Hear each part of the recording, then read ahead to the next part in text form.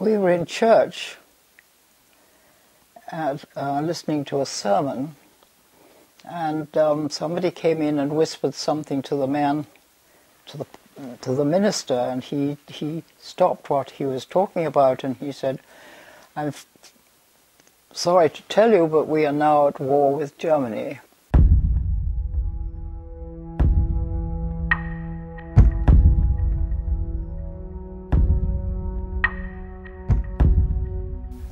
And almost immediately everybody got up and walked out. And when we went home, we just walked down the road to the house. As we went through the front door, Mabel handed out our gas masks to us.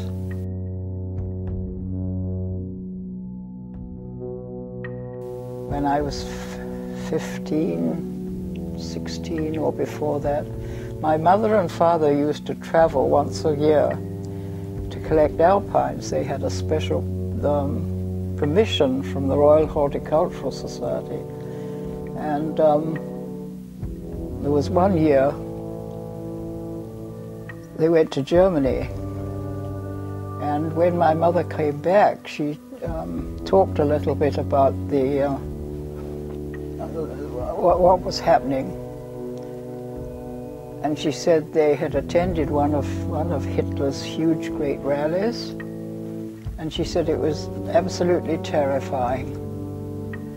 And so after that we began to hear more and more about what was happening in Germany, and of course it accelerated because, you know, Hitler walked into one country after another until all that was left was Britain.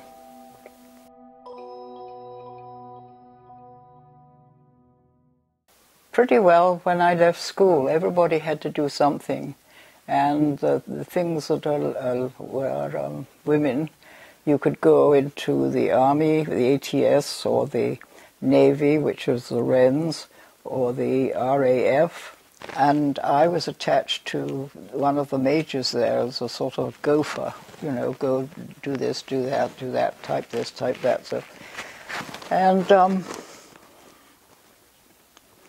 it was okay. I made a lot of friends. It was fine. But it became a bit of a bore after a while, quite frankly. I mean, it seems ridiculous to use that word, but so the thing, there came something that was passed with the camp and said that did anybody would like to work for the intelligence corps? So I was one of many who said yes, yes please, and that was that, so.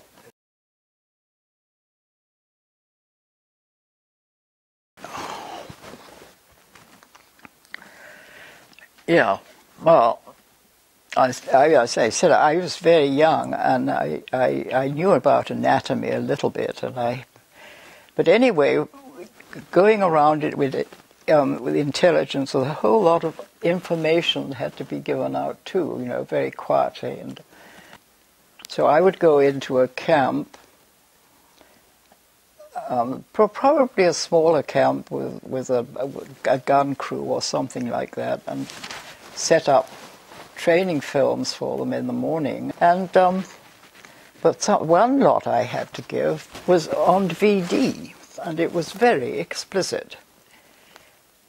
And once I'd got it started, I could remember everybody turning around and looking at me, and I thought, I don't think this is for me.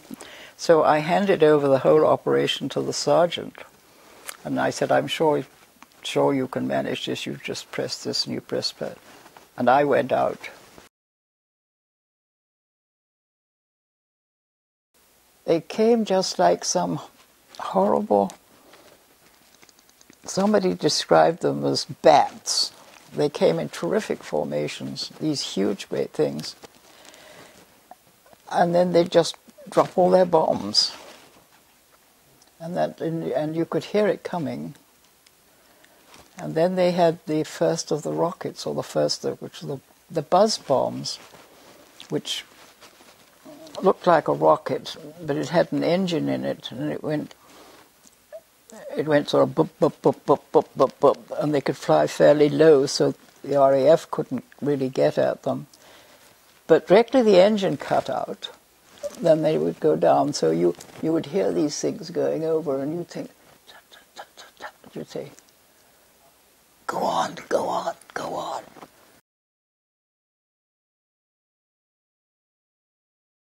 I mean, I'd been in a boarding school all my life, you know, except for holidays, of course, when we came home.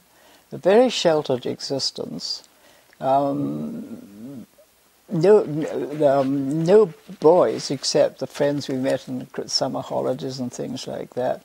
And you're suddenly catapulted into something that was going on, you know. I mean, England was, towards the end, was like one huge great camp. There were trucks and things going back and forth, up and down, and, you know, it was exciting. And that's the only way I can describe it. And you had friends, you know, who you meet one day, and several days afterwards they had just vanished. They'd gone. I had a boyfriend who was attached to the intelligence, and he used to be parachuted into France to help organize the Maquis and find out what they wanted, and then make sure that they could do it. Entirely very, very dangerous.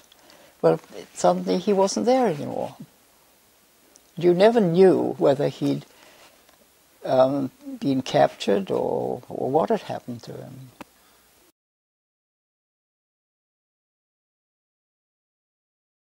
London had been bombed very badly, and Coventry was smashed all to pieces, and all over. And suddenly, from way back, there was a great, sounded like thunder coming up. And over the top of the farm came these huge big bombers, and they were still flashing their green and red lights. And we stood up and cheered like mad. Everybody came out to have a look at these bombers going. They were all going into Germany. And we, you know, well, looking back on it, that they were going there to kill people. I mean, that's what bombs do. They kill people. And yet we stood and cheered, because it was really the first time that we had seen any kind of, you know, the traffic going that way rather than coming back to us. Some people would say, well, that's dreadful, they were going to kill people. Well, yes, they were.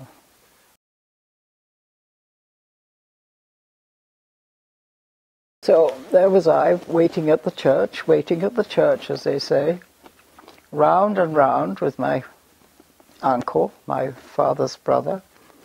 I said to Dennis, I said, I'm not going round this church once more. Well, I said, I go once more, and that's it. And then David and his best man arrived, thank heavens, in a jeep. But the route to get from where they were to where I was had all been bombed. And they'd had to take so many detours that they were late. David was late for his own wedding. In those days we had butchers, bakers, ironmongers, greengrocers, you know, each store was different. And your meat was, as I said, was only about 6 ounces per person per week. So but the butcher used to save odds and ends for Mabel, because I think they had you know, they had set up a rapport. And he'd give her things like a calf's head or a pig's head. It doesn't sound very much, but you can get an awful lot of meat off that. And so they managed.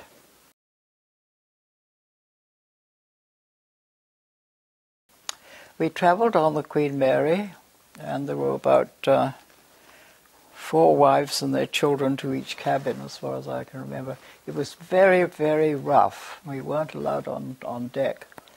And we arrived in Halifax,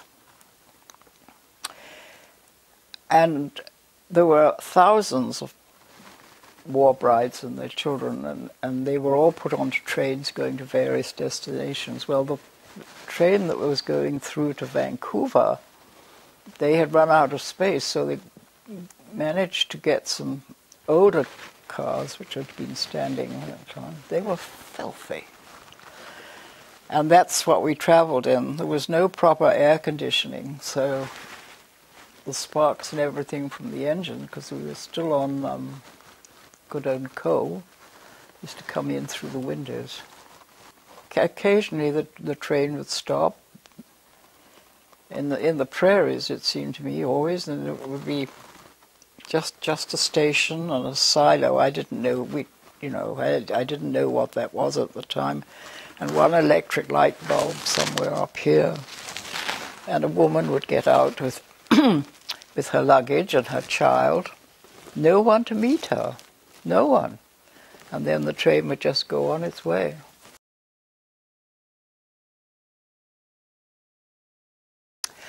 I probably have forgotten all the really bad stuff and only remember the good. I think one tends to do that, though.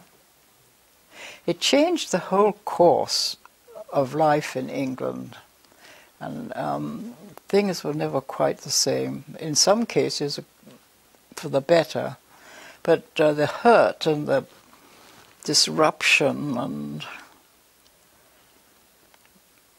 I'm sure it did. I'm sure it changed my attitude on life. But over the past of years, I think to myself, what does it really mean? What does it really mean? I mean, there are still men coming home from wars with damaged in their mind as well as bodies. And what do we do for them?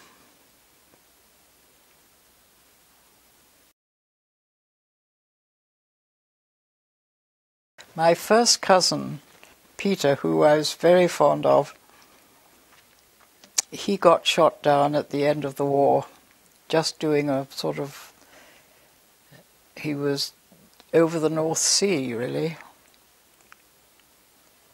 And he was driving one of these big planes.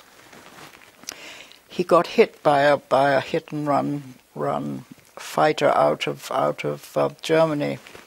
He managed to keep the plane straight and long enough for all his crew to get out by parachute.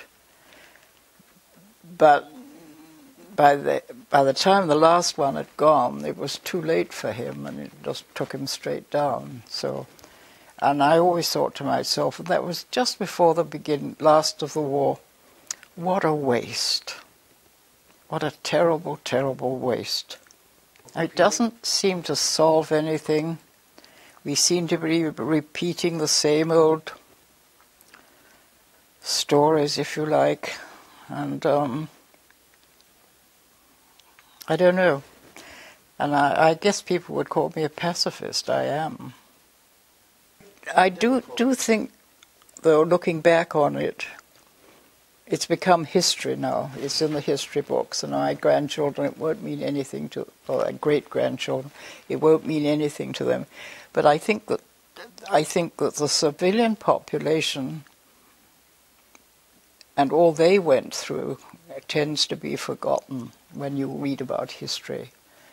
You know, I mean, that can go back centuries, and it was the peasantry that the armies always fought on. So it was the peasantry who lost their crops and their children and their cattle, if they had any. And it doesn't seem to have changed all that much. Does it?